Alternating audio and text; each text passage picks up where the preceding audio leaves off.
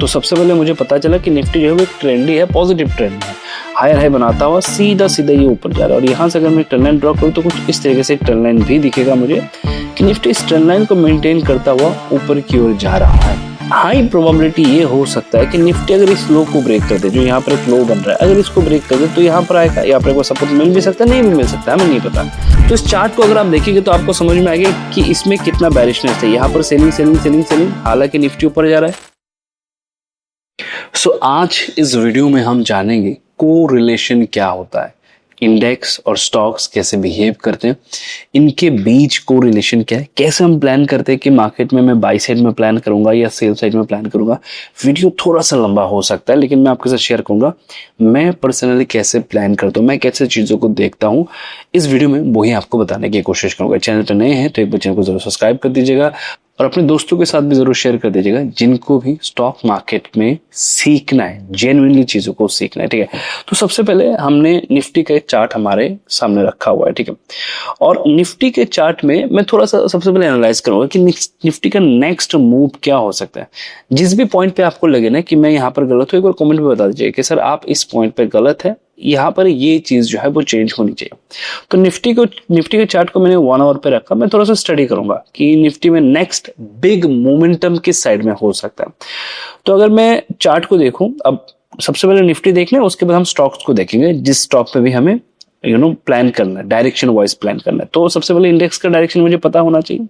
तो निफ्टी का अगर मैं चार्ट देखूं तो मुझे समझ में आता है कि निफ्टी यहां से, नोटिस करके देखिएगा, ठीक है, यहां से अपने रेंज को शिफ्ट करना शुरू किया है निफ्टी ने, है ना। उसके बाद हायर हाई बनाता हुआ आज वो यहाँ पर है। तो सबसे पहले मुझे पता चला कि निफ्टी जो है वो एक ट्रेंडी है, पॉजिटिव ट्रेंड में है। हायर हाई बनाता हुआ सीधा सीधा ये ऊपर जा रहा है और यहाँ से अगर मैं ट्रेंड लाइन ड्रॉ करूँ तो कुछ इस तरीके से एक ट्रेंड लाइन भी दिखेगा मुझे कि निफ्टी इस ट्रेंड लाइन को मेंटेन करता हुआ ऊपर की ओर जा रहा है। तो अगर ऊपर की ओर जा रहा है तो क्या ऊपर से कोई सेलिंग प्रेशर है या ऐसा कुछ है, कोई रेजिस्टेंस है या पूरा खाली है कि और मोमेंटम आ सकता है। अब अगर आप यहाँ पर देखेंगे तो आपको समझ में आएगा कि निफ्टी में, नोटिस करिएगा, ठीक है, पहले एक ऐसा ट्रेंड बन रहा था, है ना, कुछ इस तरीके से एक ट्रेंड बन रहा था। यहां से इसको मैं कनेक्ट कर सकता हूं, यहां से इसको मैं कनेक्ट कर सकता हूं, कुछ यहां से एक ट्रेंड बन रहा था जिसको एक बार मार्केट ने ब्रेक किया, फिर होल्ड करने की कोशिश की, फिर समहाउ इसके नीचे आ गया, फिर वापस से मार्केट धीरे धीरे करके ऊपर गया, यहां से रिजेक्शन, फिर वापस यहाँ पर गया और आज जो गिरावट देखने को मिला था वो एग्जैक्टली यहां से ही देखने को मिला था।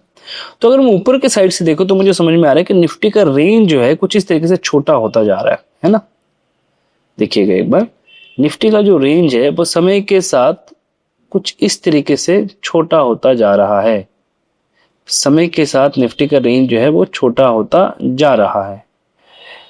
अब हाई प्रोबेबिलिटी ये हो सकता है कि निफ्टी अगर इस लो को ब्रेक कर दे, जो यहाँ पर एक लो बन रहा है, अगर इसको ब्रेक कर दे तो यहाँ पर आएगा, यहाँ पर सपोर्ट मिल भी सकता है, नहीं भी मिल सकता, हमें नहीं पता।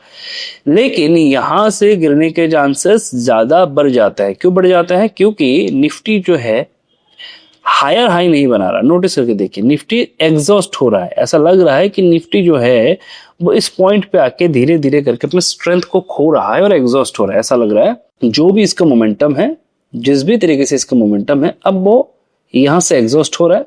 अब ये एग्जॉस्ट का कंफर्मेशन कैसे आएगा? जब निफ्टी इस रेंज को ब्रेक करेगा, राइट। तो सबसे पहले अपना जोन आइडेंटिफाई करना है और डायरेक्शन उसके बाद डिसाइड होता है। तो हमने देखा कि निफ्टी इस रेंज को ब्रेक कर सकता है, नीचे जा सकता है, वो प्रोबेबिलिटी बना हुआ है, ठीक है। तो हमने जोन को आइडेंटिफाई किया कि कहां से ये सेलिंग प्रेशर में जा सकते हैं, किस जोन से इसमें सेलिंग प्रेशर आ सकता है। तो हमें पता चला जो सेलिंग प्रेशर है वो इसके ब्रेक करने से आएगा। तो इस रेंज को मैं थोड़ा सा मार्क कर देता हूं, मान के चले कि यहां से अगर ब्रेक होता है तो शायद हमें सेलिंग प्रेशर देखने को मिले, राइट। तो तब तक मेरी एक्टिविटी क्या होगी? मैं जीरो बैठा रहूंगा, मतलब मैं कुछ भी नहीं करूंगा मार्केट में सिर्फ देखूंगा, सिर्फ देखने। अब एक सवाल है, कमेंट पे इसका जवाब दीजिएगा। अगर निफ्टी गिरेगा तो क्या स्टॉक्स भी गिरेंगे या स्टॉक ऊपर जाएंगे? अगर आपका जवाब है यस कि हाँ, अगर निफ्टी गिरेगा तो स्टॉक्स भी गिरेंगे, तो मैं सेलिंग साइड का एक स्टॉक ढूंढूंगा। अगर आपका जवाब है नहीं, निफ्टी गिरेगा तो स्टॉक्स ऊपर जाएंगे, तो हम किसी भी तरह का कोई एक्टिविटी नहीं करेंगे, ठीक है। तो यहां पर मेरा ये मानना है कि निफ्टी अगर इस रेंज को ब्रेक करता है तो निफ्टी में गिरावट आ सकता है, बहुत एग्रेसिव गिरावट आ सकता है, और निफ्टी में गिरावट आएगा तो स्टॉक्स में भी जेन्युइनली गिरावट आएगी, ठीक है। तो मेरे लिए इंपॉर्टेंट जोन आ गया है। अगर किसी प्रकार से ये रेंज मार्केट के लिए सपोर्ट की तरह काम नहीं करता है तो इसके नीचे निफ्टी में अच्छा खासा सेलिंग प्रेशर दिखेगा। निफ्टी इसको भी ब्रेक कर सकते हैं, नीचे भी जा सकते हैं। अब मेरे एक माइंडसेट है कि हाँ, अगर मैं सेलिंग में जाऊंगा तो इस रेंज की ब्रेकडाउन में जाऊंगा। अगर बाइंग साइड में जाना है तो इसके साइड जाना है जब ये ऊपर के साइड में ब्रेक हो। पॉसिबिलिटी ये है कि ऊपर के साइड में ये ब्रेक ना हो। क्यों ना हो? क्योंकि यहाँ पर एग्रेसिव सेलिंग आया हुआ है तो प्रोबेबिलिटी ये ऊपर के साइड में ब्रेक नहीं करेगा, जैसे कि यहाँ पर इस केस में हुआ। तो यहाँ से नीचे जाने की पॉसिबिलिटी है तो मैं नीचे जाने वाला कोई एक स्टॉक देखूंगा। अब जिस भी स्टॉक के बारे में मैं चर्चा करूंगा, मैं इसका नाम आपको नहीं बता सकता, स्टॉक के बारे में कोई भी अपडेट मैं आपको नहीं दे सकता। मैं बस आपको पैटर्न बता सकता हूँ कि निफ्टी जब बेरिश जोन में होता है या निफ्टी में वो प्रोबेबिलिटी होता है कि निफ्टी नीचे जाएगा, तो स्टॉक्स के किस पैटर्न को हम प्रेफरेंस देते हैं। चलिए बात करते हैं कि स्टॉक्स के किस पैटर्न को हम प्रेफरेंस देते हैं। ठीक है, तो एक चार्ट हमने अपने वॉच लिस्ट में रखा, इसको मैं एक बार डेली टाइम फ्रेम पे करता हूँ तो देखिएगा। ठीक है, अगर आप नोटिस करेंगे इस स्पेसिफिक चार्ट में डेली टाइम फ्रेम पे आपको दिखेगा कि प्राइस जो है टॉप से गिरा यहाँ से पुल बैक लेने की कोशिश की, लोअर लो बना, फिर यहाँ से ऊपर जाने की कोशिश की। इंटरेस्टिंग फैक्ट ये है कि यहाँ पर प्राइस बार बार सपोर्ट लेने की कोशिश कर रहा है। मल्टीपल टाइम ये जगह जो है सपोर्ट की तरह काम कर चुका है, यानी कि यहाँ पर ये जो जगह है जहां पर मल्टीपल टाइम इसको सपोर्ट मिल रहा है, उसके बाद भी अगर प्राइस यहाँ पर आ रहा है, इसका मतलब क्या है कि ये वीक है।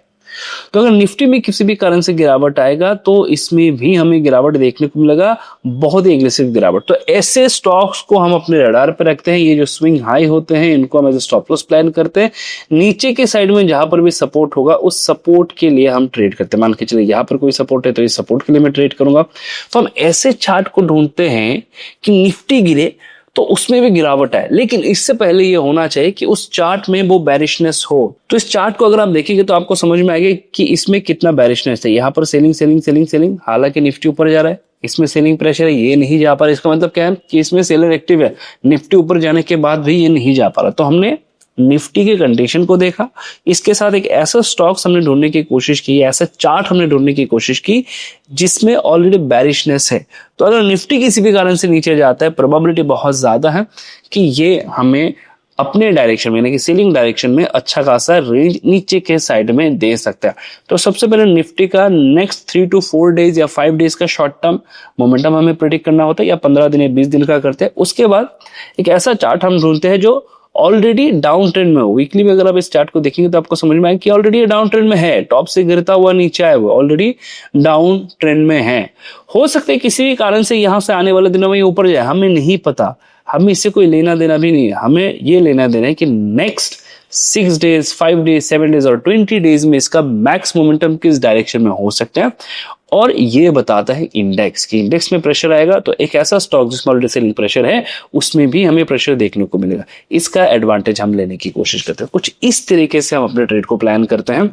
अब बाइंग सेट का कैसे प्लान करते हैं, अगर इसमें आपको डेडिकेटेड वीडियो चाहिए कमेंट में बता दीजिएगा। सेलिंग सेट का कैसे प्लान करते हैं वो तो हमने बताया, ये एक वन पार्ट है।